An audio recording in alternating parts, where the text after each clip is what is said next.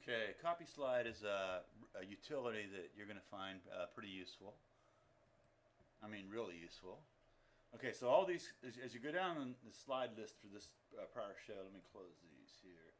So as you go down and you look at the images and captions, you can see, you know, a pretty big similarity, right? And basically, most slides are going to be that you make. You're going to find yourself duplicating everything and changing maybe the text and maybe moving the image, but this basic information is going to remain the same or similar.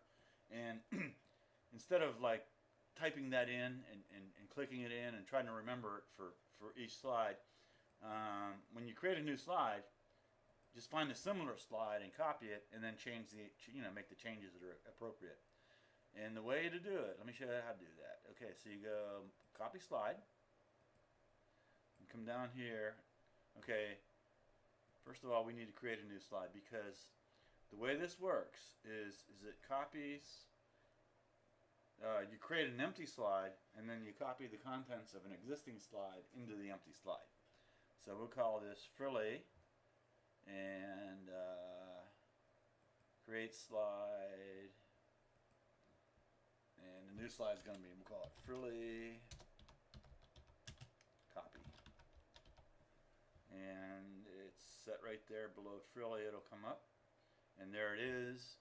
So we've created it, and now we want to copy the contents of frilly copy. I'm going to copy that. There it is. Okay, we can copy it in any of these radio buttons, but frilly is the one we want to copy too. Now, if we have action settings, which we do happen to have on this slide, which is why I picked it, we can copy the action settings too. And like we don't generally, 9 times out of 10, you're not going to do that, but on those occasions where you do want to copy the action settings, you're going to find this is a godsend, because there's a lot of settings to remember and almost impossible. Okay, so frilly, copy to that, and copy the settings, and we're going to copy frilly and frilly copy, and if you forget how this works, just in case, there's every time you click it, there's a menu, and it tells you to switch from copy to modify, etc. So that's what we're going to do. We're going to go copy, modify, frilly copy. Okay, so now there's all our information. It's the same, but it's not on the server yet. When I click update, now it's on the server, and when I preview it, it's an exact duplicate, and it doesn't copy the banter settings,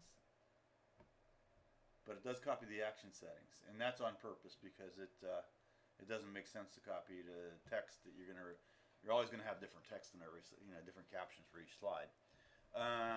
Okay, so that's it. That's how you copy a slide.